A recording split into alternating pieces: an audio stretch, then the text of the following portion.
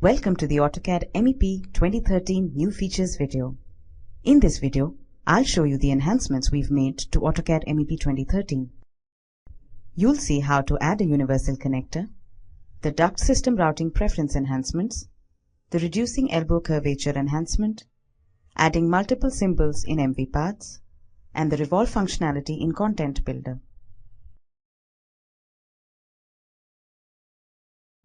Let's start with adding a universal connector. The universal connector provides connectivity between piping systems created in AutoCAD Plant 3D and AutoCAD Civil 3D softwares with AutoCAD MEP software. Let's see how to do this. I draw a pipe and select it. I click Add Data and click at the end of the pipe. The universal connector is added to the end of the pipe. Now, I click and select the universal connector, and I can edit the pipe and connector values. Click on the advanced arrow to view additional information. You can open this in both Civil 3D and Plant 3D, and not just view the pipe data, but the universal connector allows you to add pipes to it. Conversely, you can add a pipe connector in Civil 3D or Plant 3D and view and connect to it in AutoCAD MEP. The duct routing preference is now linked to the duct system definitions. When the duct system is changed on the Properties palette, the routing preference is changed accordingly. Let me show you how this works. On the Manage tab, Style Manager, select HVAC System Definitions. In the Duct System Definition list, click Return. Click on the Routing Preference tab and select it to use Generic Slip Joint. I will also set a routing preference for Supply Row Pressure. For this, I will use Generic Flanged. Now I draw a duct, and on the Properties palette, the system and routing preference are set to Standard. I change the system to Return. Notice how the routing preference was automatically updated. I changed the system to Supply Row Pressure, and as you can see, the routing preference has been changed.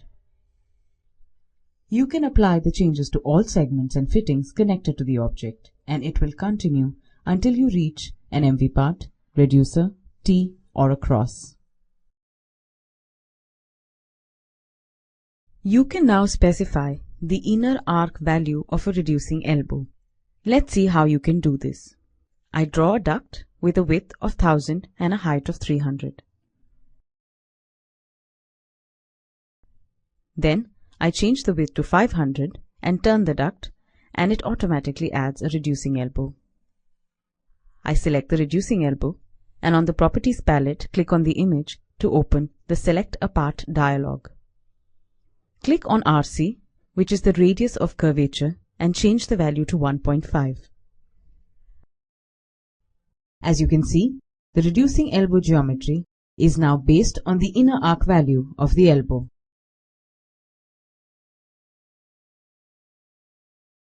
You can now add multiple symbol planes for MV paths in AutoCAD MEP.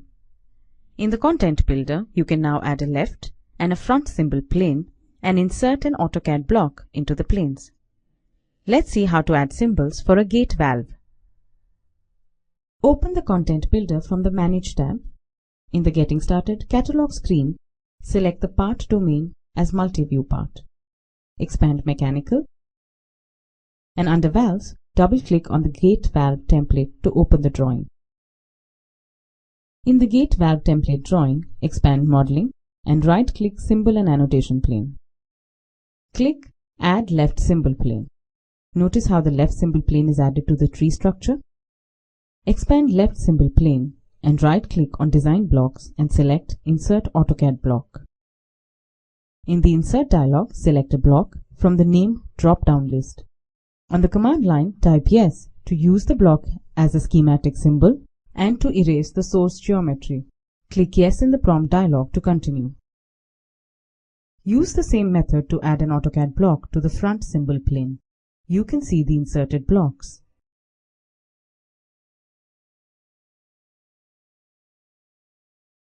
You can view the new part we created in the Add Multi-View Parts dialog. Change to the MEP schematic display configuration to view the symbol. This functionality allows you to define symbols for each view in the Content Builder. AutoCAD MEP now allows designers and drafters to create revolve geometry in the Content Builder.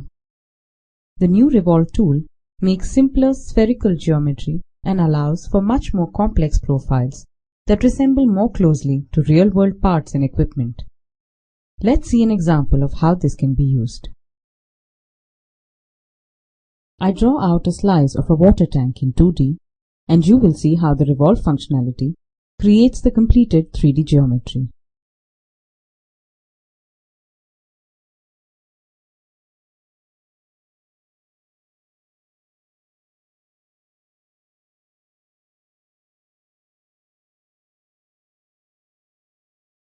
Once my slice is drawn, I add a custom profile, which I call Body, and select the entire geometry to be a part of this profile.